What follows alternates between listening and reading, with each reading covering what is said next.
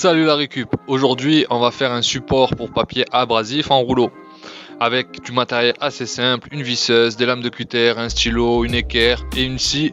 Je vais utiliser pour assembler ça les vis de la marque Starblock et on en parlera un peu plus tard dans la vidéo. Donc en fait le but c'est d'utiliser une seule planche pour faire le meuble complet pour éviter justement des pertes et des chutes qui finiront à la poubelle pour rien. Donc je suis sur une planche de mélaminé de 50 par 50 et avec 2 cm d'épaisseur. Je vais délimiter toutes les pièces que j'ai besoin pour faire justement ce petit distributeur de papier. Donc j'aurai besoin de 2 côtés, j'aurai besoin d'une planche du haut, une planche du bas et j'aurai besoin de 3 morceaux où j'insérerai les lames de cutter à l'intérieur et de 3 morceaux pour bloquer le papier abrasif.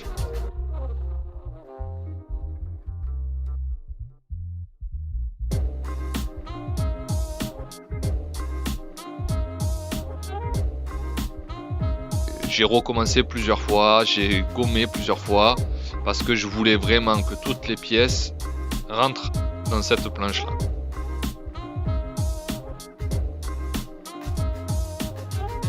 Les rouleaux de papier abrasif, c'est des rouleaux de papier abrasif de chez Action et je fais ce meuble là parce que comme tous ceux qui utilisent des rouleaux de papier abrasif, on a tous le syndrome du sopalin, le papier abrasif tombe et le rouleau se déroule dans tout l'atelier.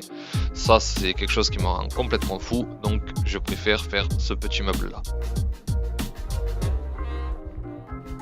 Donc voilà, là j'ai terminé, j'ai noté et marqué toutes mes pièces de bois pour faciliter les découpes et accélérer le montage.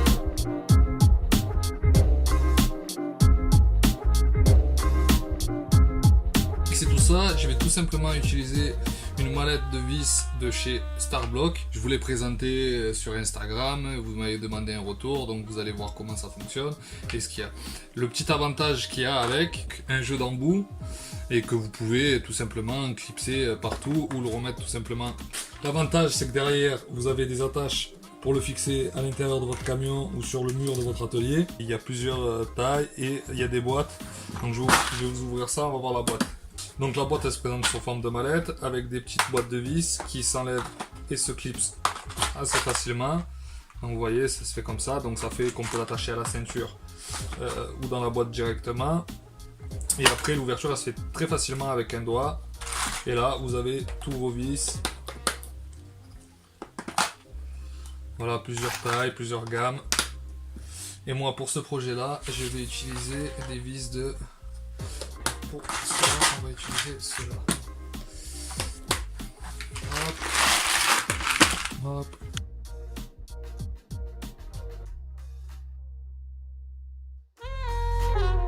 Donc tout simplement, vu qu'on est sur du mélaminé, je vais pré-percer avant de visser mes vis. J'utilise une tête de pré-perçage de la marque Starblock.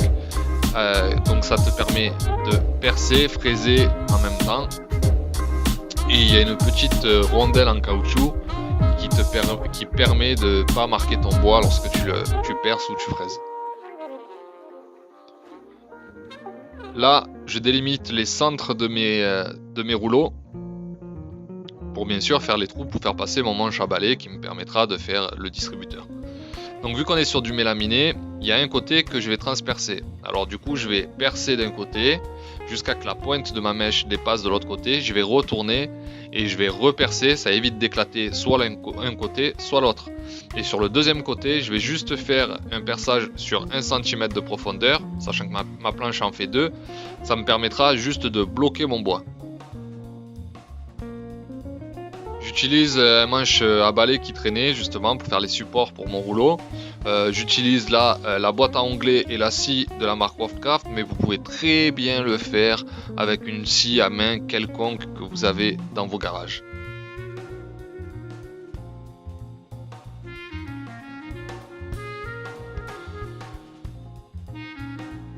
Toujours mes petites plaques de métal, donc vous voyez je jette rien, je récupère toujours et je réutilise toujours ce que j'ai dans l'atelier.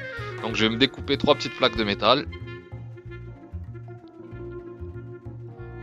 Tout simplement pour bloquer, pour empêcher que le manche de balai sorte lorsqu'on déroule le papier abrasif. Je vais faire une petite incrustation avec la fleureuse pour y incruster ma plaque en fer. Si tu n'as pas d'affleureuse, tu n'as pas de disqueuse, tu n'as pas de métal sous la main, tu peux très bien le faire avec des chutes de contreplaqué ou même avec des fonds de placard ou de tiroir.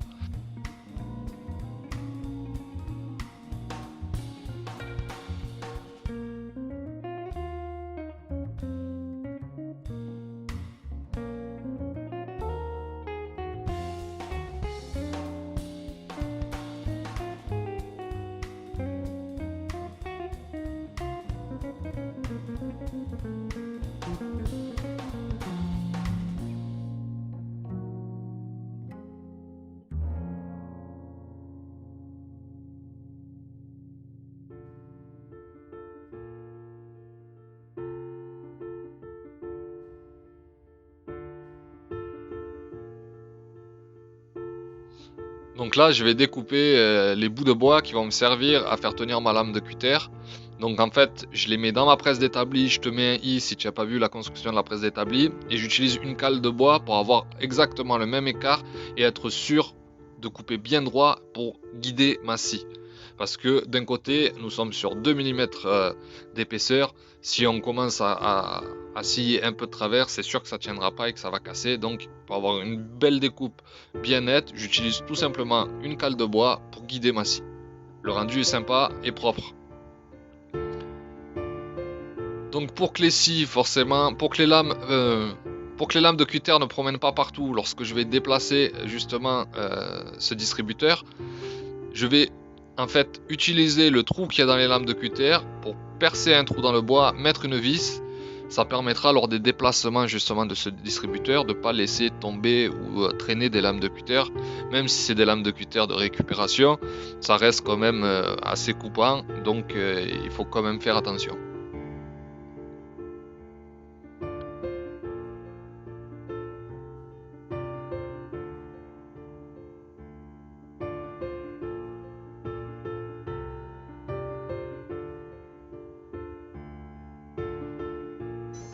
Donc toujours sur du mélaminé, je pré-perce, je fraise et je mets mes vis.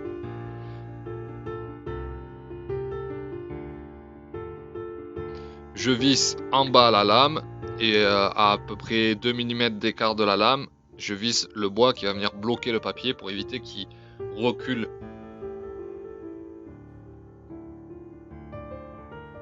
Bien sûr, le côté abrasif contre le bois et le côté sans abrasif côté lame.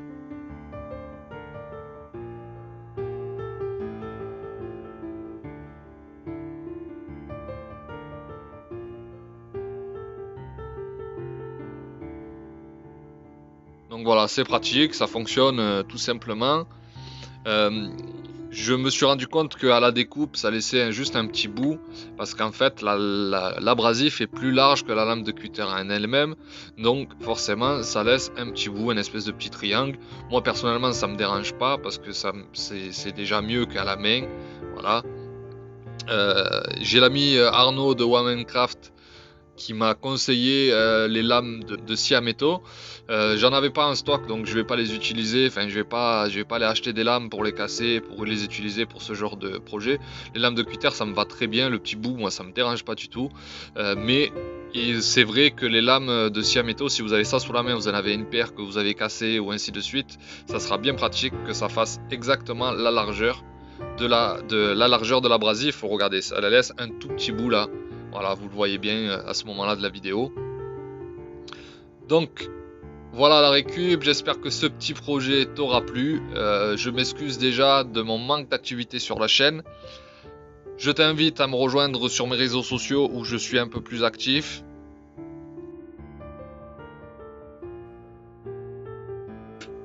Comme d'habitude, un petit pouce, un commentaire et on partage à tout le monde. En ce moment, il y a plein de choses qui vont changer dans ma vie, des choses positives, donc je suis super heureux, mais ça me demande beaucoup de temps. Donc du coup, j'ai un peu moins de temps de vous monter des vidéos. Mais vous inquiétez pas, je suis toujours là, on va repartir de plus belle. Passez un bel été, je l'espère, de bonnes vacances pour ceux qui auront la chance d'en avoir. Et surtout, faites de la récup.